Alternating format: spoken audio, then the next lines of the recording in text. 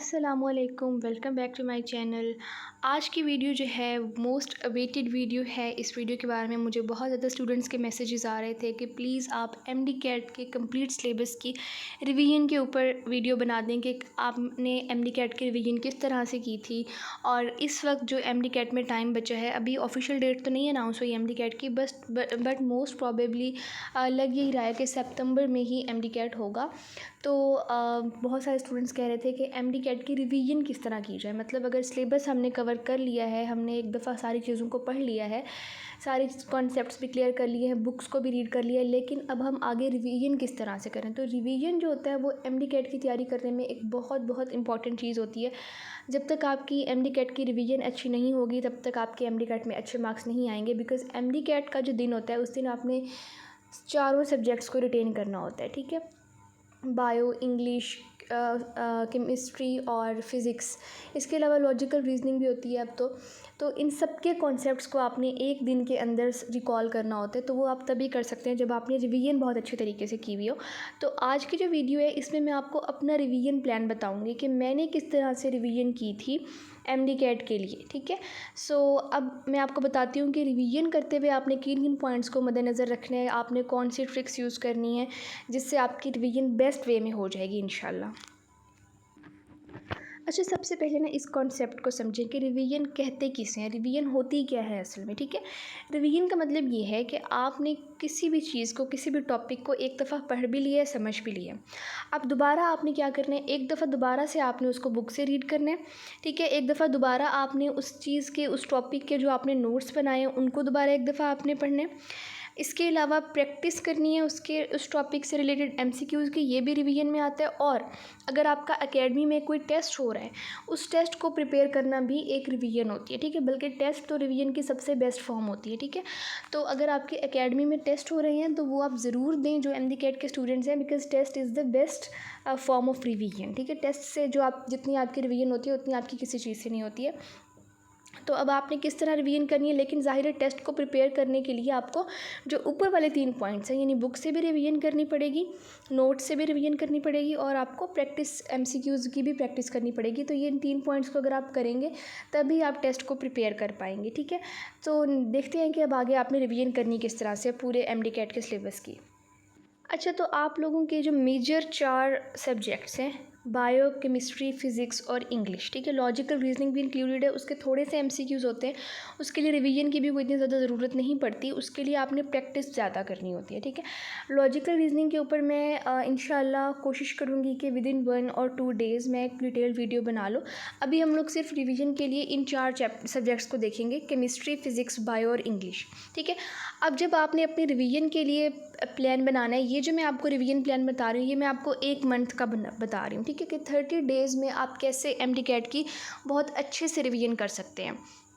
अब आपने करना किस तरह से है, आपने एक दिन में 2 सब्जेक्ट्स की रिवीजन करनी है, ठीक है। 2 सब्जेक्ट्स में से कुछ चैप्टर्स की, कुछ टॉपिक्स की रिवीजन करनी है। सारे सब्जेक्ट्स की रिवीजन आपने एक दिन में नहीं करनी, क्योंकि अक्सर बच्चे ऐसे होते हैं जिनसे नहीं हो पाती ज़्यादा सब्जेक्ट्स की रिवीजन, ठीक है। तो अपने आप को ओवरबर्डन नहीं करना, आपने एक दिन में 2 सब्जेक्ट्स की रिवीजन करनी है। अब 2 सब्जेक्ट्स की किस तरह से रिवीजन करनी है, आपने एक हार्ड सब्जेक्ट चूज़ करना है और एक ईजी सब्जेक्ट चूज़ करना है, ठीक है, ताकि आपका ब्रेन बहुत ज़्यादा ड्रेन ना हो जाए। तो अब मेरे लिहाज से जिस तरह मैंने डिवीज़न की थी, मुझे फ़िज़िक्स थोड़ी सी मुश्किल लगती थी क्योंकि उसमें ज़रा ज़्यादा ज़हन यूज़ करना पड़ता है, तो उसको मैंने रख दिया इंग्लिश के साथ। और बायो और केमिस्ट्री दोनों मुझे बहुत अच्छी लगती थी, तो मैं बायो और केमिस्ट्री को एक ही दिन कर लिया करती थी, ठीक है। तो अब जो मैंने आप लोगों के लिए रिवीजन प्लान बनाया उसमें भी आप इस तरह कर सकते हैं कि एक दिन आप बायो और केमिस्ट्री की रिवीजन कर लें और नेक्स्ट डे आप इंग्लिश और फिज़िक्स के टॉपिक्स की रिवीजन कर लें, ठीक है। तो आपने एक हार्ड सब्जेक्ट चूज़ करना है और एक आपने इजी सब्जेक्ट चूज़ करना है। अब नेक्स्ट देखते हैं कि आपने इनके टॉपिक्स किस तरह से डिवाइड करने हैं। ओके, तो सबसे पहले हम बात करते हैं बायो की। अब ये जो आपको कंटेंट लिस्ट शो हो रही है, ये पीएमडीसी का 2023 का एमडी कैट का बायो के पोर्शन का सिलेबस है, ठीक है। इसमें अगर आप देखें तो इसमें टोटल आपके 13 टॉपिक्स इन्वॉल्व हैं, ठीक है। अब ये मैंने आपको ना सिर्फ टॉपिक्स बताए हैं, इसमें से कौन कौन चैप्टर्स के नाम लिखे हुए हैं, इसमें से कौन कौन से टॉपिक्स करने हैं वो नीचे इसकी डिटेल पढ़ने से आपको पता चलेगा, ठीक है। पूरा पूरा चैप्टर नहीं करना होता, कुछ टॉपिक्स करने होते हैं। तो टोटल आपके पास बनते हैं 13 टॉपिक्स बायो के, ठीक हो गया। अब बायो के साथ आपने करने हैं केमिस्ट्री को, तो आप ये देख लें कि केमिस्ट्री के कितने टोटल टॉपिक्स हैं। अब केमिस्ट्री के होते हैं टोटल 19 टॉपिक्स बन रहे हैं according to this PMDC syllabus, ठीक है। तो अगर हम 19 और 13 को ऐड करें तो हमारे पास 32 टॉपिक्स बनते हैं टोटल, ठीक है। बायो और केमिस्ट्री को मिलाकर आपके टोटल 32 टॉपिक्स बन जाते हैं। अब आपके पास 30 डेज़ हैं, ठीक है। अब आपने क्या करना है, इन 30 डेज़ में आपने अल्टरनेट डेज़ के ऊपर बायो और केमिस्ट्री को करना है और फिज़िक्स और इंग्लिश को करना है, ठीक है। तो अब 32 टॉपिक्स हैं, बट आपने रोज़ के 2 टॉपिक्स करने हैं। एक टॉपिक आपने बायो से करने हैं और एक टॉपिक आपने केमिस्ट्री से करना है, यानी कि टोटल आपको 16 डेज़ लगेंगे बायो और केमिस्ट्री की रिवीजन कंप्लीट करने में। और इस तरह आपका जितने भी आपके पॉइंट्स हैं ना वो सारे कवर हो जाएंगे। फॉर एग्जांपल आप बायो से सेल बायोलॉजी कर रहे हैं और केमिस्ट्री से आप फॉर एग्जांपल एलिफेटिक हाइड्रोकार्बन वाला टॉपिक कर रहे हैं, ठीक है। तो ये 2 टॉपिक्स हैं। अब आपको लग रहा होगा कि पूरा दिन है मेरे पास और मैं सिर्फ 2 टॉपिक करूं, तो आपने अब इन 2 टॉपिक्स में से आपने बुक से भी रीड करने हैं, उसके बाद आपने अपने नोट्स से भी रीड करने हैं, उसके बाद आपने प्रैक्टिस बुक्स उठाकर प्रैक्टिस करनी है, एंड देन आपने टेस्ट अटैम्प्ट करना है। चाहे वो आपने एकेडमी का टेस्ट लिया हुआ है, चाहे आपने कहीं से टेस्ट का PDF डाउनलोड किया हुआ है, या जो भी है, ठीक है। या अगले दिन आपका एकेडमी में टेस्ट है, जिस तरह से भी आपने मैनेज किया हुआ है, ठीक है। तो जब तक ये आप 4 चीज़ें पूरी नहीं करेंगे तब तक आपकी MD-CAT की रिवीजन अच्छे तरीके से नहीं होगी, ठीक है। तो 2 टॉपिक्स के लिए ये 4 चीज़ें करते करते आपको बहुत ज़्यादा टाइम लग जाएगा। इसलिए मैं आपसे कह रही हूँ कि एक दिन में आपने सिर्फ 2 ही टॉपिक्स करने हैं, ज़्यादा नहीं करना, वरना आपकी जो एफिशिएंसी है ना वो कम हो जाएगी, ठीक हो गया। तो अब बायो और केमिस्ट्री को मिलाकर टोटल आपके 32 टॉपिक्स होते हैं। एक दिन में आपने 2 टॉपिक्स करने हैं, तो टोटल आपको 16 डेज़ चाहिए बायो और केमिस्ट्री की अच्छी तरह रिवीजन करने के लिए। अब आपका बायो और केमिस्ट्री का मसला हल हो गया। अब हम फिज़िक्स और इंग्लिश के टॉपिक्स को डिवाइड करते हैं। ओके जी, फिज़िक्स के हैं टोटल 13 टॉपिक्स, ठीक है। अब फिज़िक्स के साथ इंग्लिश को इसलिए रखा है बिकॉज इंग्लिश की रिवीजन करने में थोड़ा कम टाइम लगेगा as compare to bio and chemistry. अगर आप फिज़िक्स के साथ बायो रख देते तो आपका बिल्कुल भी एक दिन में 2 टॉपिक्स कवर ना होते दोनों सब्जेक्ट्स के, बिकॉज बायो को भी बहुत ज़्यादा टाइम चाहिए रिवीजन के लिए, फ़िज़िक्स को भी बहुत ज़्यादा टाइम चाहिए। इसी तरह बायो को भी केमिस्ट्री को भी प्रॉपर टाइम चाहिए, ठीक है। तो फिज़िक्स के साथ आपकी इंग्लिश ही बेस्ट रहेगी, बिकॉज फिज़िक्स में एक तो आपका माइंड बहुत ज़्यादा यूज़ होना होता है, तो उससे आप लोग एग्जॉस्ट हो जाएंगे। अगर फिज़िक्स के साथ आप किसी और सब्जेक्ट को कर लेते, यानी अगर आप बायो को कर लेते, तो आपका बहुत ज़्यादा आपकी जो है ना वो आपको मुशक्क़त उठाना पड़ती, मेहनत करना पड़ती, ठीक है। तो इसलिए अपने आप को ओवर बर्डन नहीं करना, रिलैक्स होकर पढ़ाई करनी है। फ़िज़िक्स के आपके हैं टोटल 13 टॉपिक्स, ठीक है। अब इन 13 टॉपिक्स की आपने बुक से भी रिवीजन करनी है, फिर आपने इनके नोट्स को याद करना है, फिर आपने इन 13 टॉपिक्स के सारे फार्मूलाज को याद करना है, उसके बाद आपने इनकी प्रैक्टिस करनी है, ठीक है। तो इसके लिए अब आपने डेली का एक टॉपिक करना है। अब आपके पास 30 डेज़ है, 30 डेज़ हैं, तो आपने अगर आप डेली का एक चैप्टर भी करें उसकी रिवीजन करें, तो आपके 13 डेज़ में ये कंप्लीट हो जाएंगे, ठीक है। साथ में आपने इसके इंग्लिश के टॉपिक्स अपने देख लेने हैं। अब इंग्लिश के जो टॉपिक्स हैं ना, जो आपका इंग्लिश का सिलेबस है MD-CAT का, वो इस तरह नहीं लिखा हुआ कि उसमें सिर्फ आपको छोटे छोटे टॉपिक्स के नाम बताए हुए हैं। बाकी जो उसकी पूरी एक्सप्लेनेशन है ना, वो आपको जो आपकी प्रेप बुक है जहाँ से आप इंग्लिश की प्रिपरेशन कर रहे हैं, मैंने जो रिकमेंड की थी वो किप्स प्रेप बुक थी, लेकिन अगर आपको स्टेप की, स्टार्स की या किसी और एकेडमी की, या केमिकल ग्रामर भी बहुत अच्छी बुक है, अगर वो आपको मिल जाती है तो वहाँ से आप जिस भी बुक से आप प्रिपरेशन करें वहाँ से आपने बहुत अच्छे से तैयारी करनी है, ठीक है।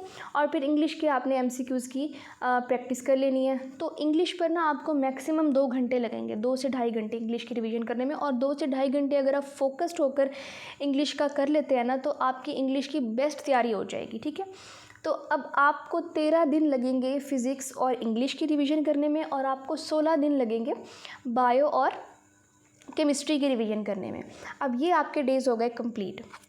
मैंने आपको टॉपिक्स डिवाइड करके दे दिए हैं। 30 डेज़ के अंदर आप लोग कंप्लीट MD-CAT के सिलेबस की रिवीजन कर लेंगे अगर आप इस प्लान को फॉलो करते हैं तो, और आपकी बहुत अच्छी रिवीजन हो जाएगी। ठीक है, रिवीजन के जो पॉइंट्स हैं एक दफ़ा फिर से मैं वीडियो के एंड पर दोबारा से रिवाइज़ कर दूँगी कि रिवीजन करने में आपने किन किन पॉइंट्स को मद्देनज़र रखना है।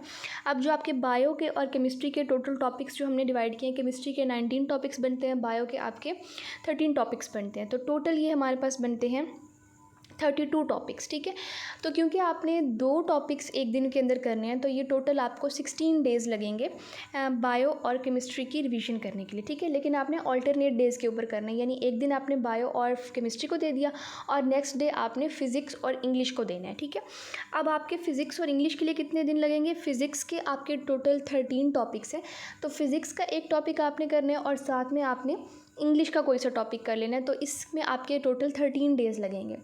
तो जब आपके 13 डेज़ लगेंगे इंग्लिश और फिज़िक्स के लिए और 16 डेज़ आपके लगेंगे बायो और केमिस्ट्री के लिए।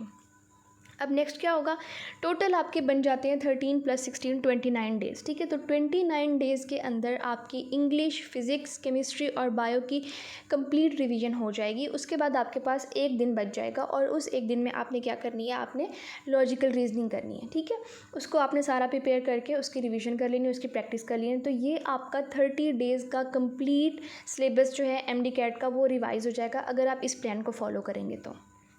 MD-CAT का कंप्लीट रिवीजन प्लान बता दिया। यही रिवीजन प्लान है जो मैंने अपनी MD-CAT की रिवीजन करते हुए यूज़ किया था। एक दफ़ा दोबारा से मैं आपको रिवीजन के पॉइंट्स रिवाइज़ करवा देती हूँ कि आपके रिवीजन में क्या क्या चीज़ इंक्लूड होनी चाहिए। सबसे पहले जो आपके रिवीजन में चीज़ इंक्लूड होनी चाहिए वो होनी चाहिए बुक रीडिंग। ठीक है, बुक के जो इंपॉर्टेंट पॉइंट्स आपने हाईलाइट किए थे वो आपने पढ़ने हैं। उसके बाद आपने नोट से रिवीजन करनी है। ठीक है, नेक्स्ट आपने क्या करना है, MCQs की प्रैक्टिस करनी है और फिर आपने टेस्ट जाके देना है एकेडमी में, या फिर अगर आप घर पे बैठकर टेस्ट अटैम्प्ट करें तो घर में आपने टेस्ट अटैम्प्ट करना है। ठीक है, इस तरह आपकी रिवीजन जो होगी वो कंप्लीट हो जाएगी और मैंने आपका पूरा सिलेबस जो है MD-CAT का वो 30 डेज़ में डिवाइड कर लिया है। इससे आपकी बहुत अच्छी रिवीजन हो जाएगी इंशाल्लाह इस प्लान से। सो आई होप कि ये वीडियो आपके लिए हेल्पफुल होगी। इसे अपने फ्रेंड्स के साथ भी शेयर कर दें। कोई भी आपका रिवीजन से रिलेटेड क्वेश्चन है तो आप कमेंट्स में ज़रूर पूछें। अल्लाह हाफ़िज़।